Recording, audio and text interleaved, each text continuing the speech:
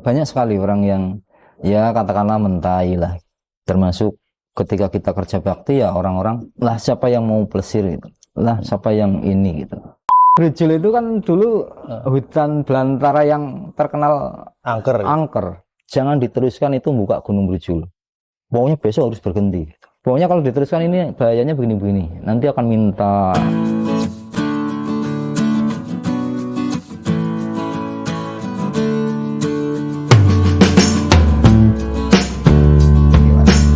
Saya kali ini ditemani oleh seorang konco lawas.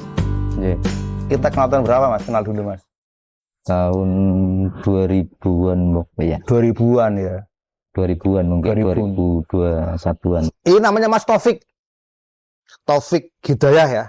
Tapi nang ngaring nggonku ku jenengane Mas, nang ngaring Taufik Brujul. Jadi karena banyak nama ya, Taufik itu kan nama apa kayak nama nasional ya. Jadi benar aja bingung Taufik Brujul gitu. Betul. Nah, Taufik Brujul. Nah, tapi kalau ngomong Brujul kan ngomong wisata ya. Tapi di kepala saya itu kalau ngomong Mas Taufik itu satu itu. Ibnu, Mas. Saya kenal sama kan dulu kan di Ibnu ya. Iya, betul. Ibnu tahun berapa itu? Yang di Jagoan itu loh. Ya, tahun 2000-an. 2000-an ya. Iya. Jadi dulu memang pertama aktif di organisasi di Ibnu. Ibnu ya. Ibnu. Di PAC Jagoan. PAC Jagoan. Ibnu tahun berapa itu? Tahun 2000-an. 2000-an. 2003 apa ya? Iya. Jadi sempat 3 periode saya. 3 periode. Di Ibnu. Berarti kayak Jokowi ya. Ya dulu tuh di selatan apa itu? Rel kan? Iya, Rel. Soka ya. Sekarang sana buat apa sekarang itu? Sekarang itu karena dulu itu pinjam. Oh, dulu pinjam. Iya. Sekarang buat toko. Buat toko itu. Sekarang pindah di sebelah selatannya lagi di gedung MWCNU. Oh, di gedung MWC. Iya. Gabung sama MWC. Iya. Tapi sekarang masih ikut Ibnu atau sudah naik level gitu? Sudah enggak. Sudah. Jadi paling kadang-kadang diundang Ibnu untuk acara apa gitu. Kalau di Ansor ya? Di Ansor dulu pernah aktif, tapi sekarang paling ya tinggal apa ya? Ya kalau ada undangan datang. Gitu. Terus di NU sekarang di mana itu? Sekarang di MWCNU. MWCNU jadi Surya. Jadi wakil ketua. Wakil ketua Tanfid. Iya. Ketuanya si Pak Ridwan yang Adi Tirto apa ya? Iya betul. Pak Ridwan Adi Tirto.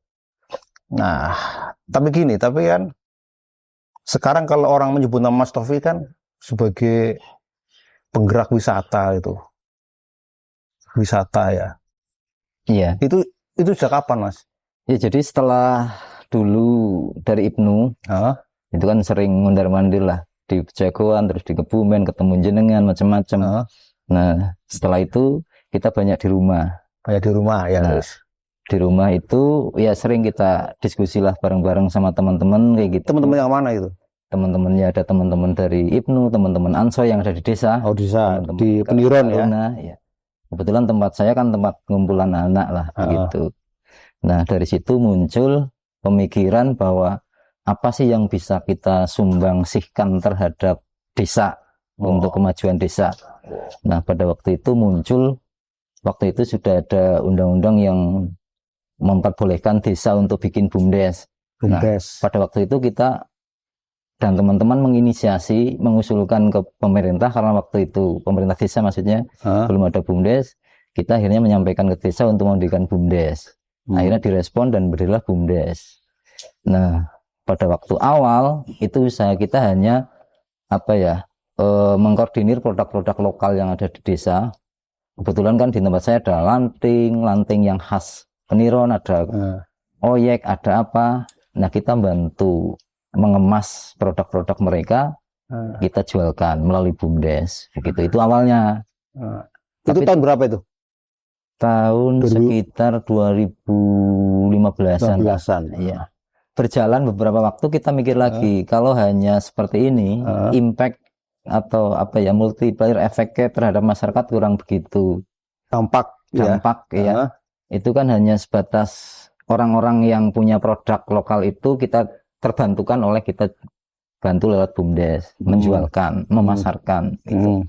Nah, kita dan teman-teman akhirnya berpikir lagi apa yang kira-kira lebih luas lagi dampaknya terhadap masyarakat melalui BUMDes itu. Nah, akhirnya kita kepikiran kita punya potensi apa ya yang kira-kira bisa dibuka untuk wisata. Karena kita tidak punya laut, tidak punya apa. Itu Peniron itu daerah utara ya. iya, daerah utara, Daerah gunung. Gunungan. Jadi ada lembahnya, ada gunungnya. Ada gunungnya itu. Iya. Lembah begini, gunung begini Mas. Nah, Iya. kayak gitu dataran Mas. Dataran gitu, Iya. gunung lah. Orang guju lah, Mas, Iya. orang guju. Serius banget ya. Serius banget gitu loh. Nah, akhirnya waktu itu kita ngobrol-ngobrol apa yang kita bisa manfaatkan ini untuk bisa mendatangkan orang. Ya, salah satunya kan dengan wisata. Tapi kita bingung, ini potensi apa yang bisa dibuka. Itu khusus untuk Peniron ya. Iya, waktu itu baru berpikir Peniron. Nah, akhirnya kita dan teman-teman, oh kita punya gunung itu. Gunung. Namanya Gunung Brujul. Itu memang gunung, Brujul itu nama gunung. Oh, nama gunung gitu. Ya bukit lah. Bukit. Tapi orang situ nyebutnya gunung. Gunung Brujul. Gitu. Gunung Brujul ya. Nah, akhirnya kita survei ke gunung itu. Karena sebelumnya memang sudah ada beberapa orang yang sering naik ke gunung itu. Orang itu orang setempat atau orang dari mana-mana? Kadang orang setempat juga ada, orang yang sekitar desa situ juga sering awalnya. Cuma memang waktu itu belum ada akses. Sehingga orang kalau ke situ ya pasti harus jalan kaki karena jalan setapak. Oh iya. Nah, akhirnya pada waktu itu kita dan teman-teman sepakat bagaimana kalau nanti ini dibuka wisata. Nah, awalnya mungkin banyak orang yang pesimis lah. Siapa yang harap plesir gitu loh. Iya. Aksesnya sulit dan lain sebagainya. Itu tahun 2015 ya? Ya, 2015, 2016 lah. Ya. Nah, akhirnya pada waktu itu kita sepakat, kita izin secara lisan ke desa, terus ke perhutani yang punya lahan, itu karena lahan perhutani. Oh, perhutani. Iya, secara lisan kita izin, ini kalau kita bersihkan boleh nggak?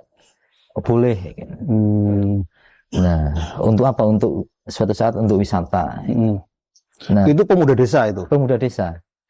Jadi ada teman-teman dari Ansor, Bansernya, karena waktu itu kita punya pasukan Banser cukup banyak.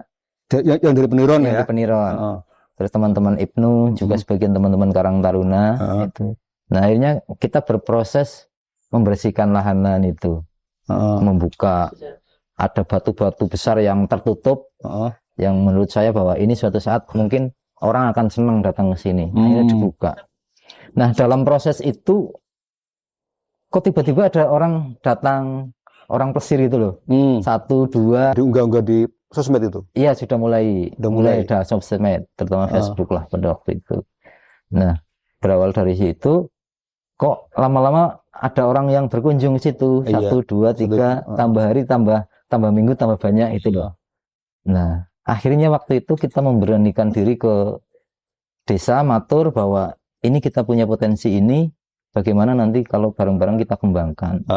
Nah, respon desa waktu itu akhirnya sepakat, dikumpulkanlah RT, RW, Peniron dan perangkat desanya gitu. Iya. Karena kita punya kendala di akses. Nah, pada waktu itu akhirnya disepakati untuk kerja bakti. Semua warga ya? Semua warga dijadwal gitu. Difasilitasi oleh desa. Jadi tapi ya paling seminggu 1 kali gitu loh. Tapi yang tiap hari ya teman-teman muda itu. Nah, akhirnya pada waktu itu sudah beberapa orang yang datang ke situ, terus sudah dibersihkan. Akhirnya kita waktu itu mikir, kita tambah optimis bahwa ini suatu saat pasti besar akan senang lah. Iya. Nah, akhirnya kita berpikir bagaimana caranya ini agar lebih banyak dikenal orang. Nah, pada waktu itu kita adakan launching, pembukaan. Nah, ada launchingnya juga. Iya. Kita undang serius lah ya. Iya. Kita undang bupati waktu itu hadir sambil mengadakan lomba lintas alam tingkat Jateng dan DIY. Itu pas bupati siapa? Bupati Pak Fuad. Masih baru waktu itu. Nah, pada waktu itu lomba lintas alam tingkat Jateng dan DIY untuk Sispala dan Mapala, mahasiswa pencinta alam dan siswa pencinta alam itu. Ternyata responnya bagus. Yang daftar itu ribuan itu loh. Ribuan orang atau ribuan orang.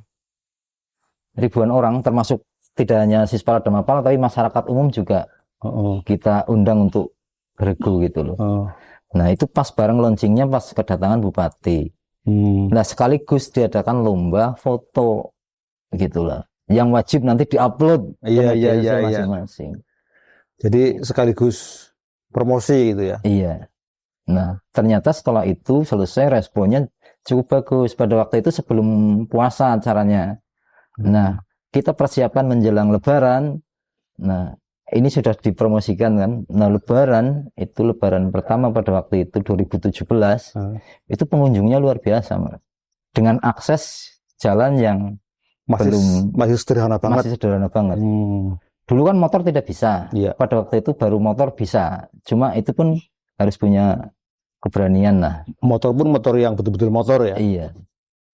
Tapi responnya luar biasa. Orang yang tidak berani nanti didorong sampai atas, yang tidak berani turun nanti diantar turun. Itu ribuan, hampir 20.000 pada waktu itu. Satu lebaran.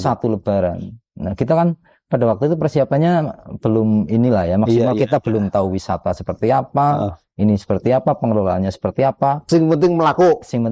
Yang saya sampaikan ke teman-teman, yang penting ada tamu nanti dilayani dengan baik, gitu dong. Nah dari situ akhirnya terus dikenal banyak orang. Gitu. Sampai sekarang ya. Ramai gitu. Nah, cuman memang jalannya masih kita berpikir masih jalannya seperti itu. Nah, tapi kalau sekarang sih jalannya sekarang sudah cor semua. Dicor semua itu. Tapi kan udah nggak lagi, Mas. Iya, sekarang memang tidak seramai dulu. Karena memang waktu itu kan 2017 ya, 2019, 2018, 19, 20 itu masih ramai. Iya. Tapi setelah itu kan COVID.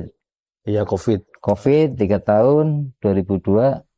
Nah, COVID itu kan tutup total selama 2 tahun itu tutup. Nah sekarang melalui sekarang mulai gerak lagi, mulai COVID reda itu terus teman-teman giat lagi. Gini Mas dari pengalaman itu ya, untuk membangun wisata itu seberapa sulitkah sih?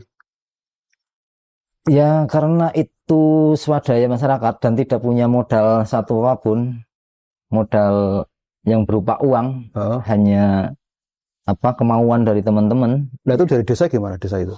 Desa ya hanya mensupport, waktu itu mensupport ya bikin jadwal lah untuk kerikan, mengerahkan. Kayak misal dari ADD itu nggak ada gitu? Waktu itu belum. Awal-awal belum.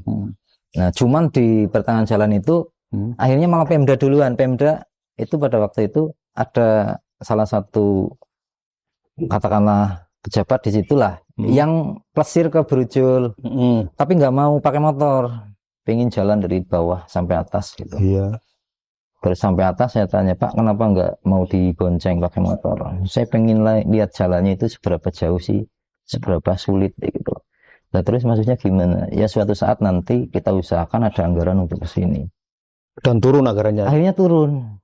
Tahun berikutnya turun. Waktu itu 475 juta. Pada waktu itu. Nah, tapi kita punya kendala lagi karena yang dilewati itu milik orang, milik warga masyarakat. Iya, tanah warga lah. Tanah warga. Padahal kalau dibangun itu harus dihibahkan semua menjadi jalan desa. Iya. Itu milik 57 orang. Nah, syaratnya harus tanah itu sudah dihibahkan ke desa. Nah, kita kan itu pekerjaan yang sangat luar biasa, mengumpulkan orang, meyakinkan orang bahwa ini tanah hanya diminta sekian meter, 57 orang. Kita adakan pertemuan itu berpuluh-puluh kali lah. Akhirnya sukses. Akhirnya orang sebagian besar merelakan. Ada 1-2 orang tapi akhirnya terus ikut gitu. Dihibahkan gitu. Dihibahkan dengan surat pernyataan hibah. Warga menghibahkan untuk wisata gitu. Untuk jalan wisata. Untuk jalan. Kalau untuk kayak masjid kan biasa ya. Biasa. Tapi kalau wisata itu. Iya. Apa Mas resepnya untuk itu, untuk meyakinkan orang gitu waktu itu? Kita yakinkan bahwa ketika ada jalan ini di samping nanti untuk akses ke wisata, tapi juga ke akses pertanian. Masyarakat situ yang dulu misalnya mau ngambil kelapa, ngambil kayu, harus jalan. Dengan adanya jalan itu nanti dimudahkan mobil bisa naik. Minimal motor juga misalnya jenengan mau bawa apa jadi mudah. Kita yakinkan seperti itu. Butuh waktu berapa bulan itu? Itu lama 3 bulanan. 3 bulan. Jadi kumpulan kita ada berapa puluh kali lah. Ya 3 bulan itu pendek Mas, nggak lama Mas. Ya karena kita dikejar waktu bantuan itu. Iya, Ini iya. harus deal. Kalau enggak batal itu bantuan. Nah akhirnya benar waktu itu disepakati. Ya tanda tangan satu persatu surat hibah itu. Akhirnya baru bantuan itu turun dibangun. Kalau kesulitan lain misalnya Kesulitan kayak orang yang nggak seneng atau gimana gitu Mas? Iya, banyak sekali orang yang ya katakanlah mentai lah gitu. Yang dukung ya banyak, yang tidak senang juga banyak. Termasuk ketika kita kerja bakti ya orang-orang lah siapa yang mau plesir gitu. Lah siapa yang ini gitu. Terus nanti bagaimana manajemennya dan lain sebagainya. Itu terhadap manusianya ya, belum lagi yang tidak kelihatan. BB, single kelihatan BB. Iya, Brujul itu kan dulu hutan belantara yang terkenal angker. Memang ada gangguan. Pada waktu itu ini cerita ya, tapi mistis, tapi nyata. Iya. Waktu itu saya pulang dari kerja bakti. Saya setahun itu di hutan terus Mas, jadi nggak pernah ketemu jenengan dan lain sebagainya. Waktu itu saya di hutan. Itu gondrong juga dari hutan ya, gondrongnya ya. Berawal dari wisata. Karena dulu yang saya kenal itu nggak gondrong dulu itu. Dulu ganteng banget ya. Iya, Mbok. Tapi pada waktu itu ya ini cerita tapi nyata. Iya, iya. Waktu itu saya pulang di rumah jam 9 jam 10 lah kurang lebih. Iya. Hujan lebat. Saya didatangi 3 orang. Pokoknya jenengan sekarang mau tidak mau harus ke tempat saya. Itu 3 orang beneran? Beneran. Karena di rumahnya itu di gunung. Saya kan mandanang kota sedikit. Iya. Saya diparani kudu menganah. Nah, saya tanya ada apa? Alis pokoknya jenengan kudu melu sih Ki. Bener, sampai ke sana itu ada orang kesurupan gitu loh. Orang kesurupan 3 sekaligus. Masih muda-muda. Kesurupan, di situ saya begitu datang saya terus dimarah-marahin. Kamu anak kecil jangan diteruskan itu buka Gunung Brujul. Pokoknya besok harus berhenti. Bener ini Mas. Pokoknya besok harus berhenti. Ngomongnya kan kayak wong tua gitu. Iya, iya. Kayak orang kesurupan gitu. Nah, terus gantian orang 3 itu. Pokoknya harus berhenti. Kalau nggak berhenti nanti korbannya gini. Dampaknya kan nanti begini. Akhirnya pada waktu itu ya saya diam, terus akhirnya saya berpikir mikirnya waktu itu kita temenan orasi ya gitu loh. Iya. Kita kesurupan temenan apa ora gitu loh. Tapi katanya ya temenan gitu loh. Nah, akhirnya pada waktu itu sudahlah nanti gampang kita pertimbangkan. Saya jawab seperti itu. Sudah, waktu itu sudah selesai ngobrol lagi. Ternyata di situ kan banyak orang. Karena di situ sebelahnya orang mau hajatan, jadi kumpul banyak orang gitu loh. Iya. Pada malam itu jam 10 jam 11 lah. Nah sudah kumpul, kita medang lagi sudah biasa. Itu kumat lagi yang kesurupan itu digeblok mejanya begini, blang. Pokoknya besok harus berhenti. Begitu lagi. Nah akhirnya ya udah besok saya pertimbangkan. Nah saya pamit pulang, begitu loh. Nah pulang. Siangnya sudah beritanya menyebar. Berita orang kesurupan itu viral ya. Iya, viral. Terutama ibu-ibu lah. Ibu-ibu. Sehingga orang banyak datang ke tempat saya. Wis Mas bok temenan liren bae.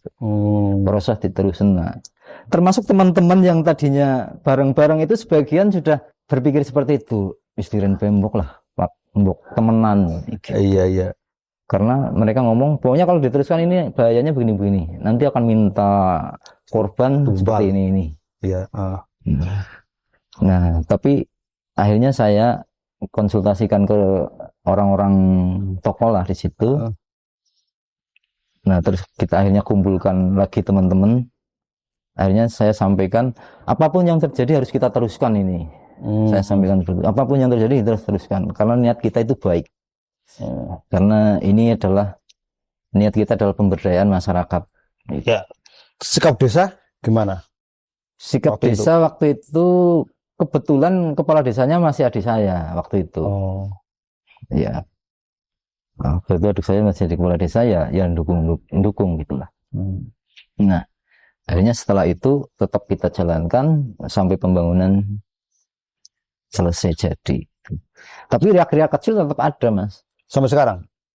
Dulu, sekarang sudah enggak. Sekarang udah semua dapat Riak-riak waktu bangun itu. waktu bangun. Ada yang orang tuanya boleh, anaknya nggak boleh, itu yang hibah itu. Iya, iya. Loh ini masa diminta?